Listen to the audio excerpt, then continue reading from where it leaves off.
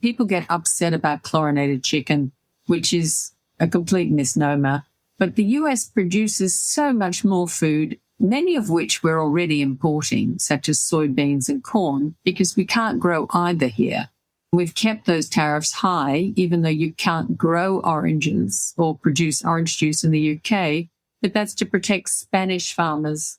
And we've maintained them, even though they make every consumer in the UK a little bit poorer.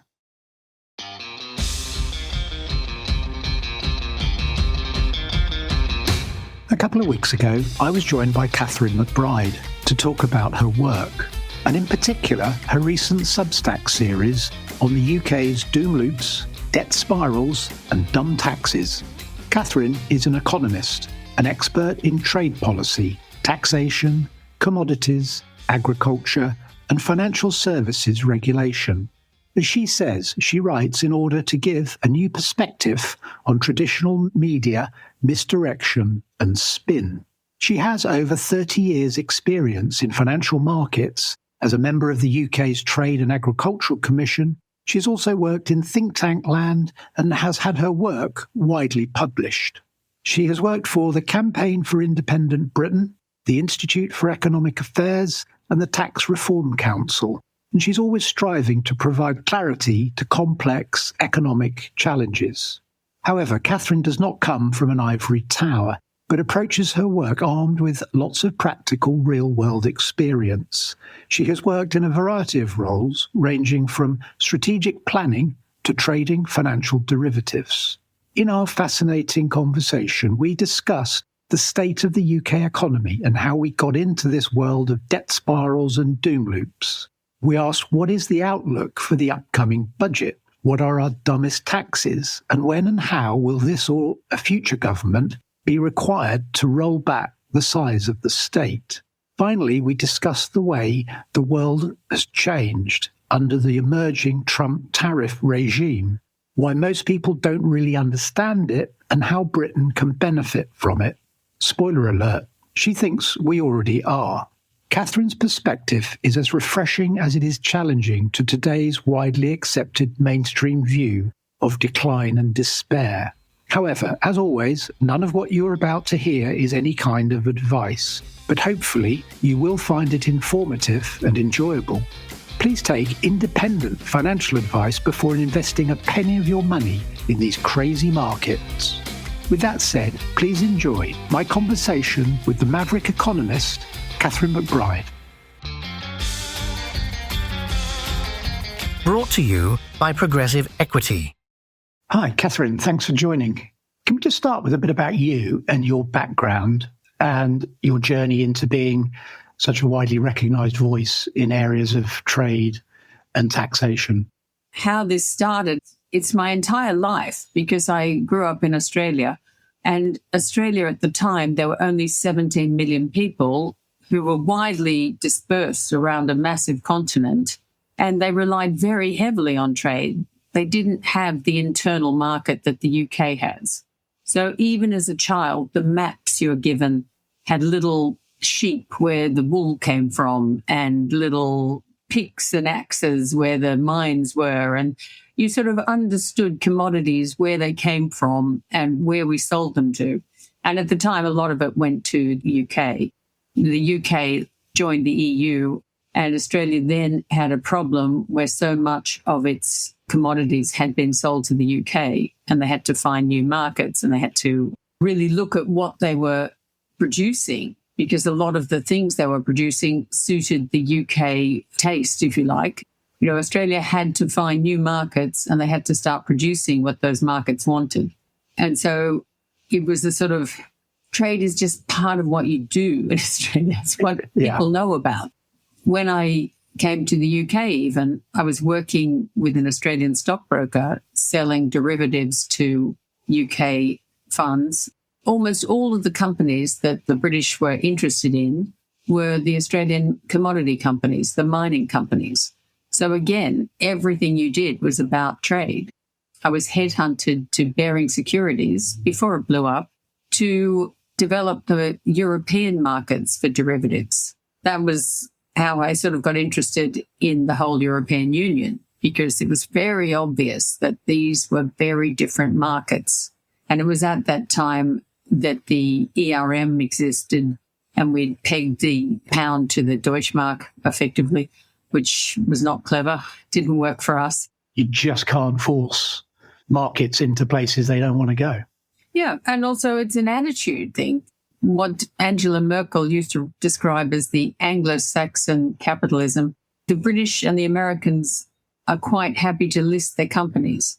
I remember going to see some Germans about listing, and they regarded it with a great deal of fear and said that anyone with a profitable company would not want to list it. They'd want to own it 100% themselves. And therefore, any company that was listed must be a dangerous thing to invest in. And you will still find some of the biggest companies in Europe are privately owned, or majority privately owned. Yes. So we are very different animals, and we were then. And that's why I was very much against the pound joining the euro. In fact, I was very much against a lot of countries joining the euro. It was never going to make sense for Italy or Greece to join the euro. And I never believed they would make it over the debt hurdles to do that. But with some clever banking, offshore maneuvering of various things, they managed to get over the line, which I'm sure they have regretted ever since. It was always a bit of a strange time, but that got me interested in the whole Brexit thing. So as you're probably aware, not only do I write about trade, I'm also quite a cheerleader for the whole Brexit idea. I can't say that it's been done as I would have done it, but anyhow, we're getting there. And we do have a lot more freedom than people often understand. The world, in my simplistic lens, currently seems to being run, or tried to being run, by politicians and NGOs who are schooled, shall we say, from a more theoretical perspective. I find it very interesting talking as I do to people and reading people who write up their experiences. I don't know, talking about ERM. I mean, George Soros's books on investing are way outside sort of accepted norms of how you should approach financial markets from a theoretic perspective. But they're fascinating reads, and it's written from the perspective of someone who's actually achieved the sort of 1 in a million shot. So, yeah, I just find this very interesting that we seem to be long of people in the world today who are short of practical experience. And they don't trust markets. Yes. I'm intrigued at how many people will call themselves a free market economist, or they want to trust the spreadsheets. Isn't it deeper than that? I'm beginning to think that people like, for example, Rachel Reeves and Keir Starmer don't trust fundamental human motives. And I think it runs as deep as people being suspicious of people who overtly acknowledge what drives human behavior. For sure. And it's not just Rachel Reeves. She's obviously getting a lot of advice from the Treasury, and they've allowed some think tankers who've never had real jobs to also get into safe Labour seats and advise her. I'm talking about Torsten Bell, obviously. Yeah, man of the moment, Yeah, these people don't trust markets, and they don't understand that if you give people an offer, everyone will work out what's best for them. Correct. So if you put a tax on selling, including one Angela Rayner when it comes to buying another house, so we're told. Yeah. In terms of people working out how they can not work and claim benefits and teach each other on the internet how to pretend to have a mobility issue and get a new car. The people in the Treasury, it's never occurred to them that people will work this out and work out that they can get up every day and go to a really dead-end job and work long, long hours and make half of what they could get if they pretended to be sick. And it just never occurred to the Treasury that people would pretend to be sick, and that if they didn't actually have to turn up and prove that they had a mobility issue, then they might lie about it. You know, it's just an insanity. It's rational human action in many ways. It's sort of contorted entrepreneurial spirit that are just adapting to the rules of the game. They are adapting to the rules of the game. Because there is this attitude, I think, in the Treasury, they think all people are stupid. And they don't realise that everyone sits down and works out how to win at Monopoly. or how to win at Scrabble. And the Treasury wants to sort of be in charge of everyone, do everything for everyone, make everyone reliant on the Treasury for money. And this is going to end in tears. They're just not smart enough. You've got to let the market do its thing, and it will. Yes. What's your overall assessment of the UK economy today and its immediate outlook? I think that the outlook is very dire. After we see this year's tax collection, I think things are going to look very bad, because I do believe many of our largest taxpayers have either left the country or decided to stop working or work less so that they get taxed less.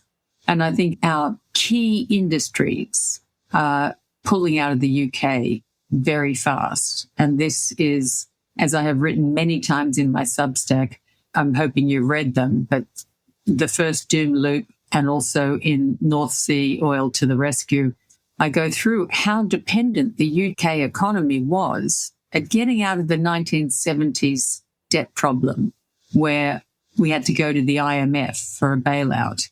And the thing that really saved the UK at the time was North Sea oil discoveries and people developing North Sea oil and then later North Sea gas. And that is a huge industry for us, not just in the employment, but also in the money it brings in terms of revenue and the trade exports. It was huge for the UK for a long time and was the reason that the UK was so buoyant in the 80s and the 90s. And for some ideological reason, there is no economic reason to do what Ed Miliband started doing when he was the energy minister under Gordon Brown, or Tony Blair, I think maybe, 2008. He's continued to do, and the Conservatives in the time they were in power didn't change any of this. And so we've been running down an industry by overtaxing it and also by allowing activists to take it to court. The government has approved 2 sites, the Jackdaw site and Rosebank site. It took like 17 and 19 years for those 2 sites to get approval from the government. But now they've been held up by activists, and now a court ruling on another site, they're saying they have to take their Scope 3 emissions into account. And of course, if you look at the world's production of oil and gas, it's just gone up and up and up. Yep. There's been no change. So the fact that the UK is producing less has not changed world production of oil and gas. You know, it just means that we are getting poorer. Yes. That's the only outcome of this. And the taxes the government is collecting. The OBR wrote a ridiculous report when Sunak was Chancellor, and he introduced this stupid levy on the oil and gas profits in 2022 when we desperately needed more oil and gas. He decided to tax them, which is insane anyhow. But when the OBR thought they'd get about £20 billion from this tax, and it's a fantastic example of the Laffer curve in action, because we've got less and less. I think the most we ever got was 9 billion, and it's just fallen and fallen and fallen. And now the OBR thinks we might get 3 billion this year and 2 billion next year. It was just a nonsense. The idea that politicians with no concept of reality, who didn't realize that if you tax an industry, especially large multinationals that have other sites, other options, they don't need to be in the North Sea if the North Sea is going to be taxed out of existence. You know, and this has been used very disingenuously by a couple of politicians, most noticeably the fellow that wants us to rejoin the EU so desperately, a man called Nick Thomas Simmons. He is claiming that UK exports are down by 20%, which is not true. He's actually made that figure up. But he's trying to blame that on Brexit and claiming that if we let the EU make all of our food and animal welfare and pesticide laws, that somehow this will increase. But in fact, the big drop in UK exports is all to do with oil and gas since 2019. Our fuel exports, which is mainly oil and gas, we don't really export other fuels, are down by 36% since 2019. And this politician is trying to claim that that's to do with Brexit. and is trying to claim that if we just let the EU make all of our farming rules, then this will go away. Well, it won't. This will only go away if we get rid of all of our net zero rules and get rid of our silly taxes. And the chemical industry used to be the UK's second biggest export industry, and that's down by 18%, and that's going to be lower next year because our big chemical production facilities are being closed. Because INEOS, which we like to think of as a UK company, is actually a large multinational, and they have a lot of customers all around the world, and they have a lot of other places where they can build these things, or they already have the facilities going, so they don't need to stay here.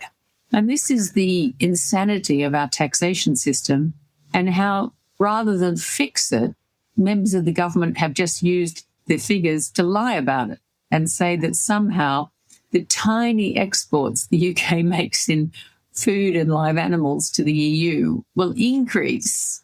And it's like, no, these numbers we know are going to decrease and decrease and decrease because of your taxes. So the 36% drop in oil and gas exports is between 2019 and 2024. When we put 2025 in, that number's only going to get bigger. We already know that because we've got two oil refineries presently closing, or one's already closed, one's in the process of closing. So we will be exporting less oil and gas this year than last year. You write very eloquently about debt spirals, doom loops, and dumb taxes. You paint a picture that is becoming more widely seen in mainstream media about the UK approaching a cliff edge and some form of financial crisis, economic or financial crisis. But sterling is up this year and is trading above the average rate it's traded at since Brexit. No one's told the currency markets. I agree with you on that. It is something that intrigues me. Now, of course, obviously the currency market you're talking about is a relative market. Yes. And basically it is... Donald makes it easier for everybody, doesn't he? Yeah. And so rather than the UK increasing, I have a suspicion the US and the euro decreasing, and they're decreasing faster than we're decreasing. We're probably all going down. If you could measure us against the currencies that should be going up but aren't because they're controlled, which is, of course, the Chinese currency, which is very actively fixed to prevent it from increasing, because this is the world's largest exporting market. And the whole theory of a floating currency is if you're exporting a surplus year after year after year, your currency will rise to account for that surplus. Of course, that's never happened with the Chinese currency. Meanwhile, the nations that do have a genuine floating currency are all moving together, probably downwards. But in the UK's case, we're not falling as fast as the US or the euro. And I suggested this the other day to someone who was asking me about the 30-year gilt market. Now, the 30-year gilt market is not the major market. Most of the trading is always going to be in the 10-year. But if you were a large investor, you probably were at one stage, I think that's your history. If you were going to put money somewhere for the next 30 years, would you take a gamble on the UK? And I'm pretty sure I wouldn't. Because in 30 years' time, unless we get rid of this government and we get rid of the other government too. I mean, the last 20 years of governments have been ridiculous. Get rid of the lot. On ridiculous things. They are run by children. They are advised by children. I mean, I worked in the city for a long time and then went into think tank world. And I was intrigued to see how many people in the think tank world were either university professors, tenured professors who'd never had a real job, or they were children who'd come straight out of school or university. Yeah. The same university professors had read a book to them and they didn't understand. And they've been running this government and the last government and the government before that. So we've got really stupid things happening in the UK. And so I wouldn't be buying 30-year gilts at the moment either. And one of my big reasons for not buying it is I think the premium on the 30-year gilt over other markets is our currency, because I think the European markets, there may be a default risk, but it's trickier with the euro. but they won't have the same currency collapse risk over the next 30 years. And if we don't have oil and gas to export, and we don't export our coal, and we don't use our coal, and we keep importing our coal, I'd really like to know what the government thinks they're going to be exporting. I mean, we export a lot of services, but we will need to import fuel. We will need to import building materials. There are goods you need for life in the UK that we no longer seem to be able to make here. I mean, it just makes no sense. I think it's a relative game, as you pointed out. And if you use a faulty ruler, it tells you more about the person using the ruler than the thing you're actually measuring. And I think that there's a lot of credibility around the view that the real ultimate measure is something like gold, which is no one else's liability. The fiat world is blowing itself up, and we're all in a relative race to zero. I mean, all fiat currencies through history ultimately tend towards their, I don't like the word, but intrinsic value, which is zero. I'm always slightly suspicious of gold because I remember quite well in the late 70s, the early 80s, especially in Australia, there was a massive gold boom. Everyone was investing in companies that claimed to have found gold somewhere. Yes. And big hole in the ground with a liar at the top. As, exactly. Yeah. And there were some notorious stories about that. And the gold price hit over $1,000 US. I think it might have got to 1,200. I think it did in the late 70s, early 80s, didn't it? Yeah. And then it just died and it never came good again. And everyone sort of walked away from gold. But that's when Volcker was doing his business and restoring faith in fiat currency, which I think that one single act kept the system afloat for the following 40 years. And of course, that was the problem with gold. You get no interest rate. So as interest rates go up, generally people are less inclined to hold money in gold. But you're right, there's been a big international change. And now two countries that have always, as a cultural issue, believed in gold, not so much to back a currency, but as the general population will keep their money in gold. And that's India and China. While I agree with your thesis on doom loops and debt spirals, it doesn't seem to be it's certainly not a unique feature of the UK economy. We seem to be competing head on with France right now, who can get to the front door of the IMF first. That is definitely true. And I think it's been very strange alignment of all of the Western nations over the last 20 years, where they were all following the same quasi-liberal ideas. They all managed to do almost exactly the same net zero agenda. They all seem to have large influxes of immigrant populations at the same time as they make it too expensive for the local population to have children. And they're all doing the same thing, and it all seems to have fallen apart at the same time because it was never a smart move, and it was probably developed by the people who've never had a real job that we talked about earlier. So I am always surprised that when I go back to Sydney, for instance, as I mentioned earlier, Australia, when I grew up, had a population of 17 million. It's now got a population of 25 million, but it's still a massive continent. Yes. And yet people in Sydney will complain about the cost of housing when any fundamentals of supply and demand must tell you that they cannot possibly have the same problems with the cost of housing that people have in London, but they do somehow or other. And you sit there going, that's ridiculous because the UK is the exact opposite. It's 1/30th of the size of Australia and has 3 times the population. There is no way you've both got the same problem, but somehow they do have the same problem because they've all been following the same dodgy government approach to life. And, Australia has huge mines of coal, as does the UK. Neither of them should have an energy crisis, and yet both of them do because they decided to walk away from their natural advantages of coal and oil and gas and adopt things that they cannot make themselves. Neither of the countries have the ability to make a solar panel And yet both countries have governments that are paying people to put in solar panels. Yeah. Now, the good news is, at least in Australia, you have a lot of sunshine and they do get so much energy from solar panels that, like windy days in Scotland where they have to turn the windmills off. Yeah. There are days where they have to turn the solar panels off. But it is kind of crazy that Australia doesn't make solar panels, they have to import them from China. But Australia does make coal. We don't need to import that from anywhere, but we're not doing that. We are exporting coal to China so they can use it to make solar panels, and we can import the solar panel. Yes. And you just look at that and think there's something gone horribly wrong at the government level if people think that makes sense. And I'm pro-free trade. I'm a big trader.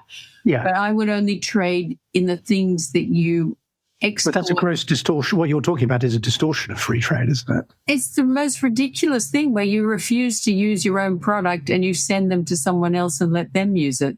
And you somehow claim that this is saving the planet.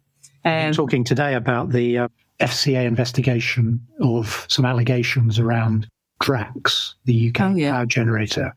And it derives from a allegation made in an employment tribunal from someone who's sort of blowing the whistle on them, saying they're actually misleading people about the sources of the wood pellets that they're importing and that they might not be coming from, I don't know, offcuts or genuinely renewable sources. And I think it comes at a time when it's just going to be shining a light on complete absurdity of UK energy policy, that we have closed down the largest single source of coal-fired power generation in the UK and converted it to imported wood pellets that is a much, much lower density. I mean, there's a reason why we stopped burning wood in the world and started burning coal. It's not difficult. Yet we've turned off that supply of energy, and then we now import wood pellets at much higher emissions with just in the transportation of these wood pellets involves higher emissions. And yet we're told it's a renewable source because for every pellet they burn, they plant the equivalent in a new growth forest.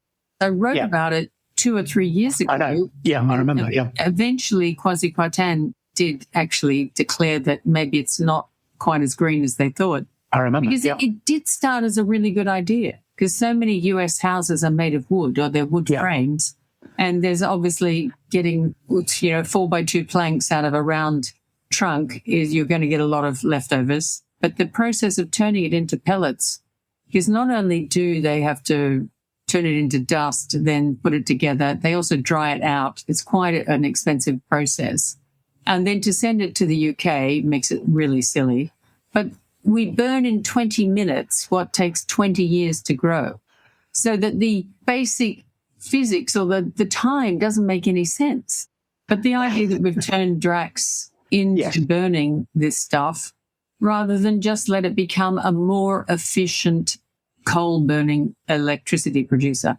If you look at the improvements we've had in petrol cars, in the emissions of petrol cars during my lifetime, but even in the last 20 years, there's a fantastic study of this done in America, that in the 20 years from 2000 to 2020, the emissions had come down by 80% in cars, even though there were many more cars on the road. And it wasn't to do with electric vehicles. The proportion of electric vehicles was minuscule. And this massive improvement had happened because we'd improved the engine design. We're making more efficient cars. I was reading this morning, there's a new car being launched recently by BYD. It's a hybrid vehicle. It's not an EV. And it can do 2,000 kilometers on one tank of gas. Wow. I'm a big fan of hybrids. I actually have one. And I have never understood why we have this insane idea that we need to go to electric vehicles when the whole idea of a hybrid car is so clever. It's all to do with net zero absolutism. There's no concept of it's worse than that, Gerald. Okay, all right. It's not net zero absolutism. It's net zero designed by an English or history major. It's designed by someone who never did physics or chemistry or any basic science. Yes. And they never thought about And the hybrid is a market-driven thing. You let the market work it out. I'm a big fan of what Trump has said in the US. He didn't ban electric vehicles. He said, no, we're not going to subsidize them anymore. You work out what you want. You pay for it. It's your problem. Okay. Got it. That is what the government should do. And if they had done that, honestly, people would have worked out that hybrids made the most sense, as the Japanese did, because the Japanese, I think, invented the hybrid. They certainly got into it bigger than most other people, but they also were working on hydrogen fuel cells and things like that. And they got into that first. And quickly the market sort of worked out that that doesn't make any sense either. You take more energy to produce the hydrogen than you're saving. You may as well just stick with using a real dense, as you correctly pointed out. You need energy density. It's so important. I wanted to bring you back to the UK and the UK's fiscal position. And Rachel, we've got a long haul now to the autumn budget. We're going to have all these headlines coming from Torsten Bell and other people about what they're going to tax and what they're not going to tax. You've written about dumb taxes. Can you just give us some examples of dumb taxes in the UK? And if there are dumb taxes, are there any smart taxes, I suppose, is the follow-on? The bulk of our taxes, over 80%, come from taxes that are cheap for the government to collect because companies collect them, and they raise a lot of income. So basically, PAYE and national insurance, both paid by the employer and the employee, raise over 50% of our taxes, of all the taxes we make. And then VAT is another 20%, and corporate taxes is about 11%. So those four taxes cost the government nothing. People collect them every time you buy something. The shop sends it to the government. 81% of our tax collection. And then we have, incredibly, another sort of 30 tiny taxes that raise very little revenue. As I mentioned earlier, the key dumb tax we've done is the energy levy, which was on top of, we already charged energy companies 40% tax. And that was to compensate for the fact that they were making money from a national resource. So at a time when the rest of the corporations were paying 19%, oil companies were paying 40%. They're now paying 75%. That was okay. So they continued in business. That was all. Yeah. But then we increased it to 75% and now 78%. And they're all going out of business. So they don't think that's fair. So that is a dumb tax because we increased the tax, but instead of getting more revenue, we're getting less revenue because people are not producing as much oil. And so the tax that they thought they would get 20 billion from this year, they might get 3 billion from. It's like completely silly. It's the Laffer curve in action.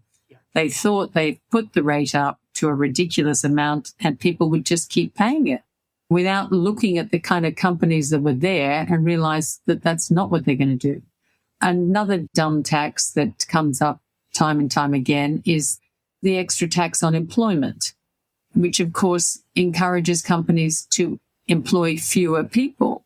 And as one of our big tax collection, in fact, our biggest, PAYE and national insurance, it's over 50% of our tax. But if you put that up, small businesses are going to say, well, sorry, we used to employ 5 people here. We're going to have to just employ 4 now. And that might look good on a productivity curve or something, but it doesn't raise you more revenue because people stop employing people. The taxes on the non-doms and the very wealthy. And the main reason non-doms were leaving, and they already were paying like 60% of our taxes. The top 10% of the country were paying 60% of all income tax. So we really rely on these people to keep paying that. And instead, we're encouraging them to leave by threatening to tax their money that they have outside the country with inheritance tax. Now, this is a really dumb tax because A, you don't get it till they die. So announcing it now just made people leave, even though many of them are in good health and probably midlife and might live for another 30 years.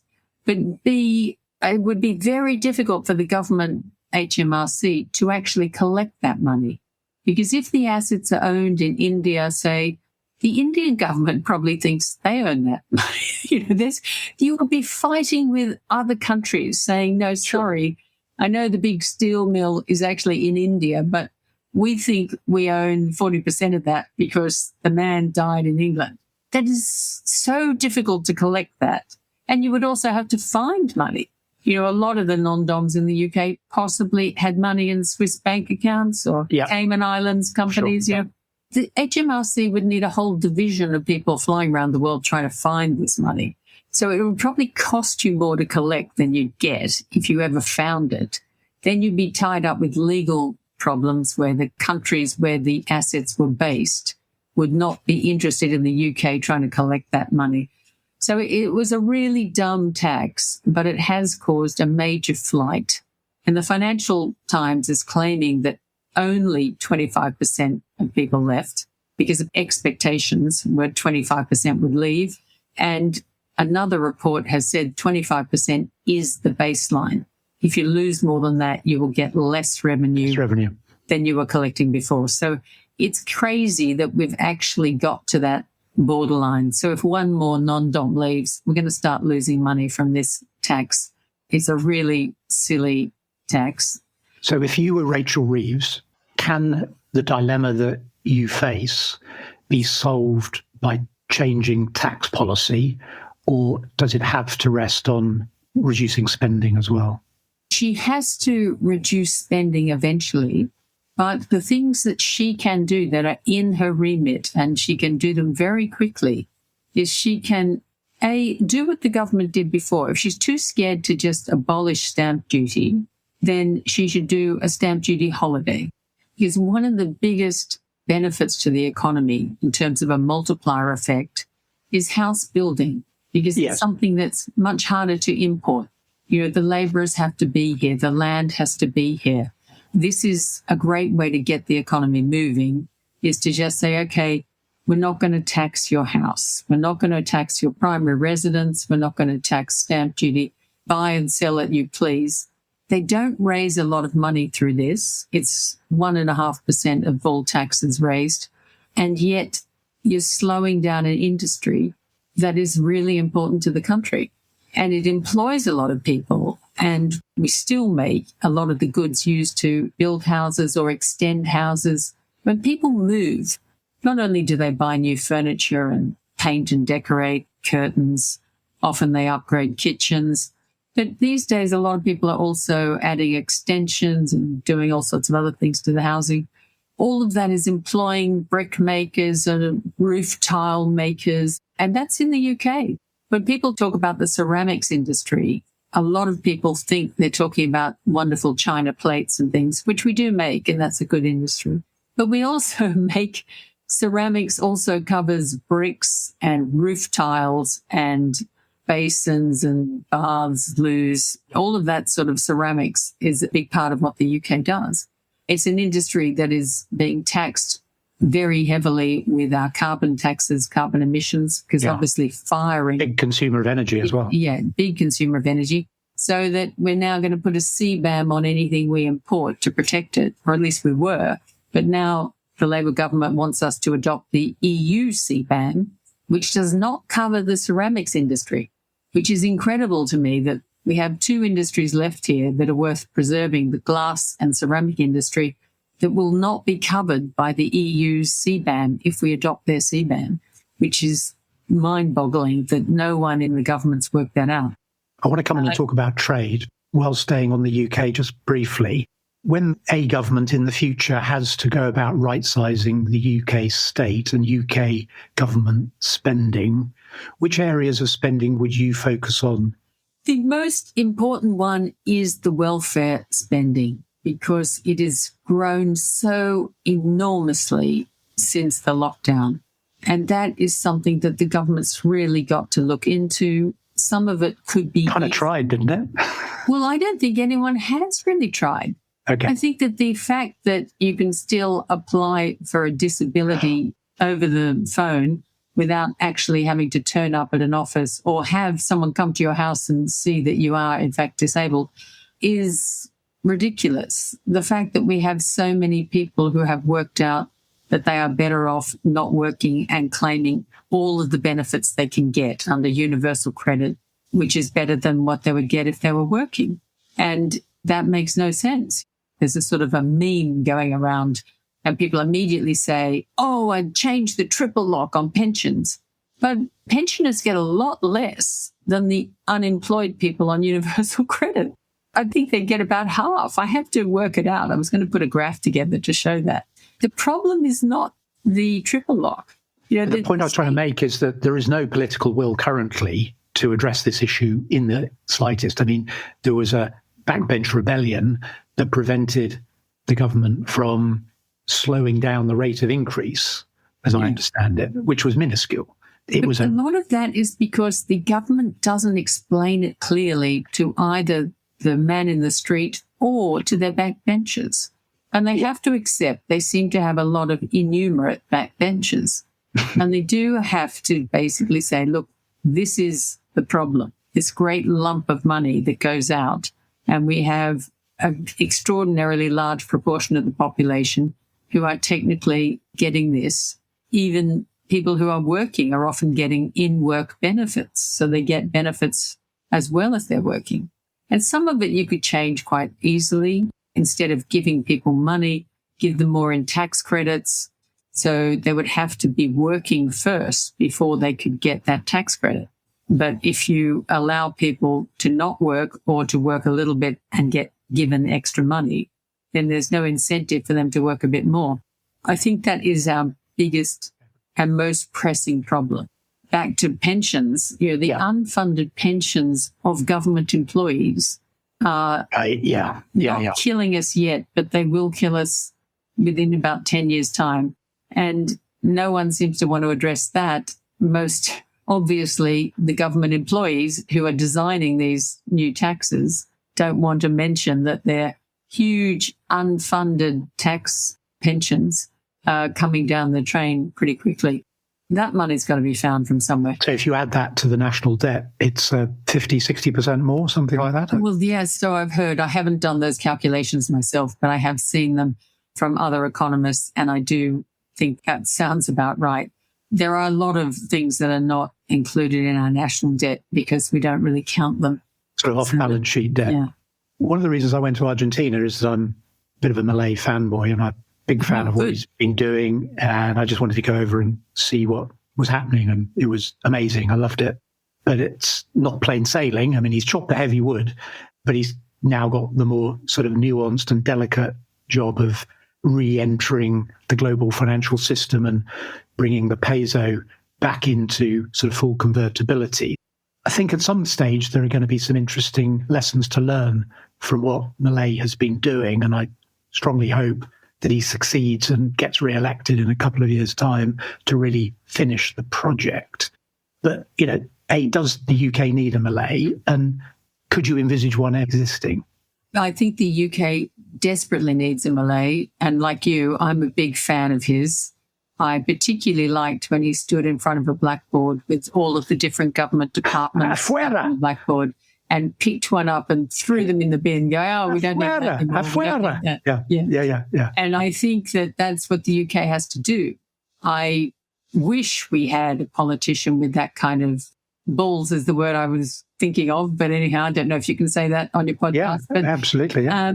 The only one I see actually doing that would be Farage. I don't see Kemi doing it, mainly because she still is listening to government advisors who are all the people stuck on the blackboard. They are the departments that you have to chuck into the bin. Yeah. And until she's prepared to do her own research, make her own decisions and walk away from the government advice, I don't see that happening, though I would encourage her definitely. And if she wants help doing that, I'm here. But we've had this massive growth within each department of unnecessary jobs. And a lot of the stuff about diversity and inclusion and the ESG things, which are not just in government departments, they've invaded the private sector as well. And these are ridiculous in the UK. I've lived in a lot of countries around the world and a lot of different European countries. I've never been to a place that is as diverse as the UK and as open and friendly and happy about that diversity as the UK. And the idea that we need to have a diversity officer sitting in a government department, somehow or other making sure the NHS is diverse enough, when if you look at the official statistics published by the House of Commons on the nationalities of people employed in the NHS, you would have trouble finding any country not listed there, with the exception maybe of the United States, because they can earn so much more money in the US, they're never going to come here. It's incredible. Very impoverished African countries provide the UK with doctors and nurses. Yes, absolutely. I am shocked by it. But at the same time, when I discover that the NHS pays 3 times as much to a diversity officer as it pays to one of those nurses from Malawi, I sit there thinking that is just insane. Every one of those people has to go. There is the idea that we don't understand diversity and we need an officer organising that for us is rubbish. When you look through the financial services regulations, so many of them had the same sort of stuff. And the stock market wanted companies to explain how they were going to deal with stranded assets in 100 years' time and what they were doing to prevent climate change in 100 years' time. And the average life expectancy for a UK company listed on the stock exchange was 8.5 years. I was going to say less than 10 years, I would think. Yeah. And it's like, so why are we worried about what's going to happen in 100 years and demanding that they have a plan for this? The very funny thing has been that the company with the stranded assets due to climate change turns out to be the Danish company that is making wind turbines. So they are the first company to have stranded assets, and it's a wind company. It's not, Can we finish by talking about trade and tariffs? What do you make of the Trump tariff regime? Does it make sense at all from a US perspective? Is he mad or is he just playing 4D chess? No, I think he's the smartest guy in the room. I am a big fan of Trump as well as Malay. What people, especially the economists and the news readers and the commentators, the Newsnight people complaining about tariffs, they are morons of the first order, because they all seem to assume that the UK is a tariff-free zone. They all think the UK is running this free trade. And the EU is one big free market, of course. Yeah. They're all free here. And terrible Trump has put up his tariffs by 5%. And the reality is the exact opposite. For 50 plus years, the US has had minimal tariffs on almost everything, and watch the rest of the world put massive tariffs and non-tariff barriers on all of their goods. I've just written a paper for the Prosperity Institute on the potential for US-UK trade, because I'd like to see us do a proper full trade agreement. So I'm very pleased with the one we've done. Okay, I was going to ask you about that. Yeah. But the interesting thing is, even with the addition of the 10% from the US, our tariffs on almost all food is still considerably higher than any US tariff. But we've done a deal with the US. The EU have done a deal with the US. Our relative position seems to be quite favourable. How much of an advantage is this? And I guess the follow-on question is, are we putting that in peril by sort of trying to forge closer links to Europe at the same time as having this favoured nation status with the US? I'm very worried that they will. I mean, so far, Trump hasn't really noticed it. And the EU has also claimed that they will open up their markets to US agricultural goods. The UK should have done a much more comprehensive deal with the US. And in the original documentation, they did claim that they would look at other agricultural goods, because people get upset about chlorinated chicken, which is a complete misnomer. But the US produces so much more food, many of which we're already importing, such as soybeans and corn, because we can't grow either here. Also, we could get oranges and orange juice from the US. We have 30% tariffs on orange juice. We've kept those tariffs high, even though you can't grow oranges or produce orange juice in the UK, but that's to protect Spanish farmers, and we've kept that there. So there's a whole lot of rubbish in our tariff agreements that were designed to protect other people in Europe. And we've maintained them, even though they make every consumer in the UK a little bit poorer. And that is why I think the US deal is a good one for us. Besides protecting our biggest exports to the US, which were always aircraft parts and cars, and was our high value, expensive cars, the Range Rovers, the Aston Martins, the Rolls-Royce, they were the ones we were exporting to the US. And also the Rolls-Royce engines were going to the US. Not so much the plane parts, the landing gear and the wings tended to go first to Germany to be made into whole planes, Airbus planes, and then sent to the US. So they weren't always recorded in our exports to the US, but that's eventually where they turned up. But the best thing is the ethanol, because the UK was already importing 1.4 billion litres of ethanol every year, which we started doing 2 or 3 years ago, because we now add it to petrol, and it's a compulsory additive to petrol. It is debatable whether this is really green. It's a little bit like burning wood pellets, but at the same time, it can be a useful fuel for running cars. In Brazil, there are cars that run on 100% ethanol because ethanol is very cheap to produce in Brazil, although they just found a big oil find just off the coast, so they may get out of the ethanol business. But right now, we were already importing that, and we're importing it mainly from the US and Brazil because they make it with corn and with sugarcane, which are the most efficient ways to make ethanol. The UK had a very small factory. It was only producing about 253 million litres of ethanol each year, and they were making it with wheat, which is the worst or the least yielding way to make ethanol. So they were using kind of the wrong crop, and we don't have a large amount of farmland, arable land for growing crops in the UK. One state in the US, Iowa, has twice as much arable land as the whole of the UK. And yet, for some reason, we want to produce our own ethanol here. And the factory producing it wants the government to subsidize it when you're going, no, we can import that from the US. But weirdly, we were adding 24% tariffs onto the ethanol we imported from the US. Now, if you think about it, this is why I think this trade deal will benefit the man in the street more than any other we've done. Because all of the others that the Conservatives did were trying to protect UK farmers. And so they are taking off the tariffs and increasing the quotas very slowly over long periods of time. Whereas the ethanol, A, is coming off immediately, and B, people who drive cars should notice the difference. Now, Rachel Reeves will probably increase the fuel tax. I would say this is going to happen 100%, which I think is ridiculously high, and especially when that's added to petrol that now contains 10% ethanol, which had 24% tariffs on it. So they've reduced the ethanol bit to zero. I don't think it's even worth a bet. It's such a surefire thing that they'll increase the petrol duty from 52p to 55p or something.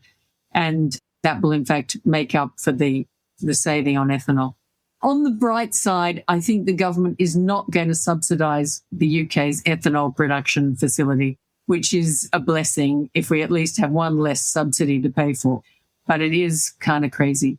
So I'm a fan of that deal. We are better off than the EU because we are paying 10% tariffs on our goods going to the US, where they are paying 15%. But the main goods that we're sending are either cars, which are 10% rather than 25%, and plane parts, which are now zero.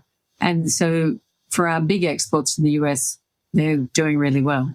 There will be other people that will be going, oh, well, I used to export one cheese with zero tariffs on it. Now it's got 10% tariffs on it. And that's true, but they were never big exports. The UK's big exports by an enormous amount is something called machinery and transport equipment. And for our goods, that is our biggest export. And that's the thing we have to protect.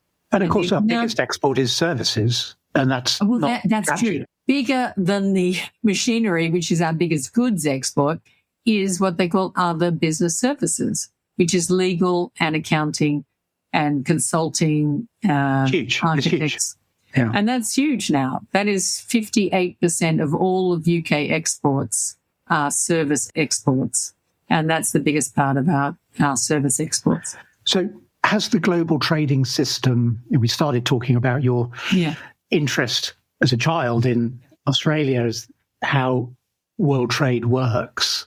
Put what Trump has done since April this year, the policy he's put in place, in the context of the global trading system? Has it changed permanently? And if you were running UK trade policy, what would your priorities be in relation to that world trading system? I think that it has changed a lot. Trump has done two things. People seem to forget that the reason the US is the apex consumer of imported goods and that every company all around the world wants to sell to the US is because they didn't have a sales tax. They didn't have VAT added to their products by the federal government. Some of the states do apply sales taxes, but they are usually quite small. They're applied at the retail level, and other states have no sales tax. So it depends on where you live. And so what Trump has really done is adding a VAT of 10% to imported goods, which gives domestic producers an advantage if they choose to use it. Because he realized, as did the UK, or the UK should have realized, during COVID, how reliant the US was on imports from China. And this is a national security risk, and that is why he's applied the biggest tariffs of 25% on steel and aluminium and cars as a national security tariff, which is a 232 tariff, Section 232. Because in a time of war, you cannot rely on your most likely adversary, which is probably China, to supply you with the steel to make the planes to go and bomb China. You know, it's just not going to happen. And the UK should have realized that as well. We've allowed China to buy up a lot of our important infrastructure, not just the steel works, but they're now trying to buy Thames Water, and they own a lot of our infrastructure. We also discovered in the UK, as the US did, is our car production dropped because we relied on China to supply the semiconductors used in the cars, so that a car that was worth £60,000 couldn't be sold because they were waiting for a $600 computer chip to arrive. And that's the ridiculous thing about relying on China, is you need that supply to be secure all the time. You can't have the country say, oh, well, sorry, we're trying to get rid of COVID, so we're going to close our factories, even though everyone else in the world has opened theirs. So that happened for semiconductors. And so the whole world is now building semiconductor factories, which the US has done very successfully. But we've also discovered active pharmaceutical ingredients also come from China.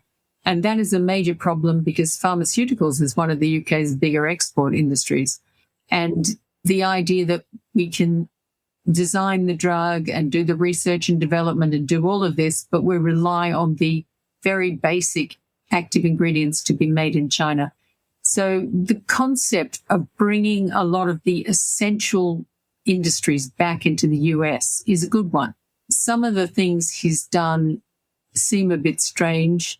I would have encouraged him not just to annex Canada and Mexico, but really become their best friends. Yeah. I mean, China has got into both of those markets, A, because they're an easy backdoor into the US market, but B, I think that China was willing to buy that devotion, if you like.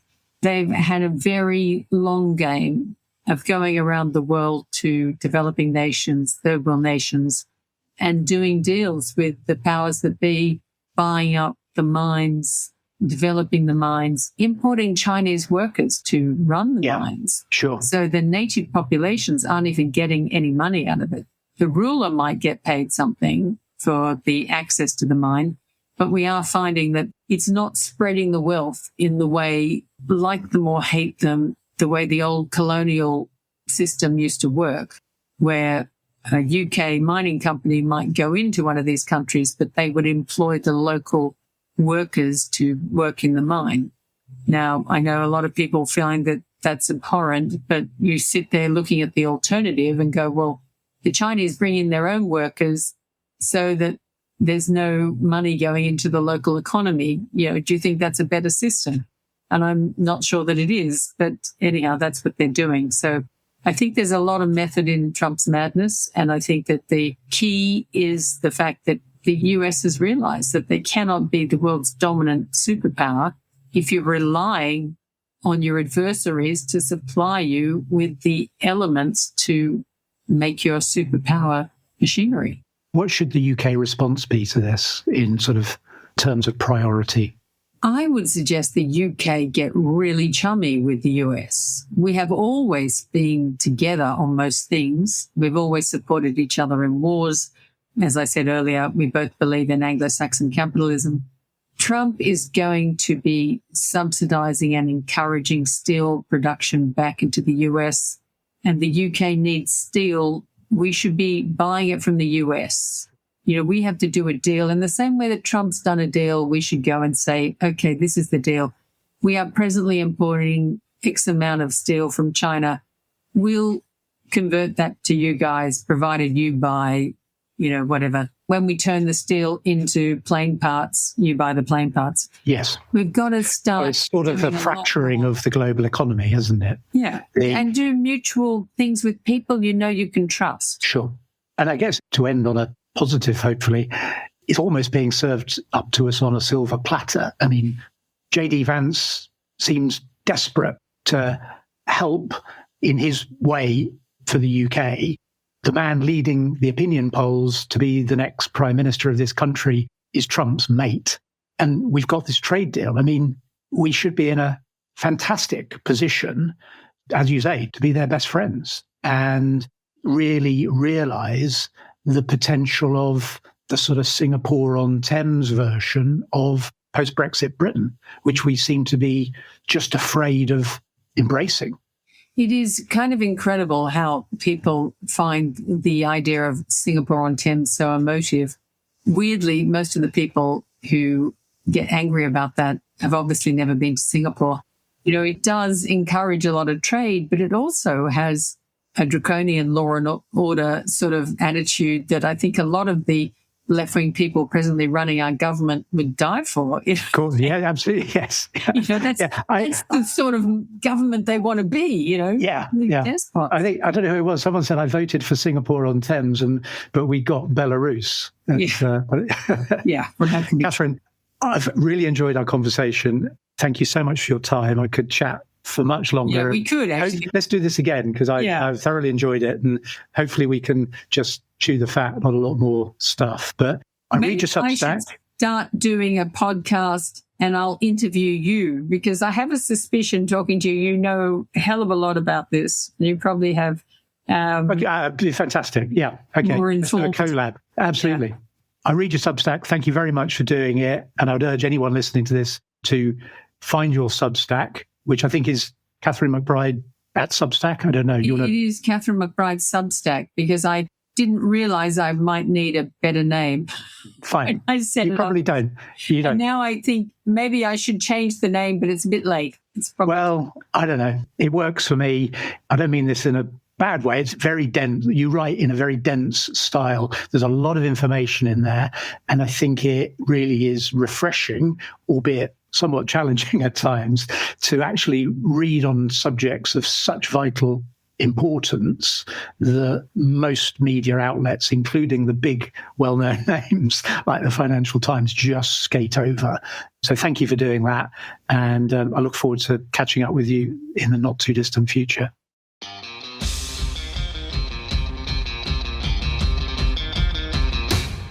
Brought to you by Progressive Equity.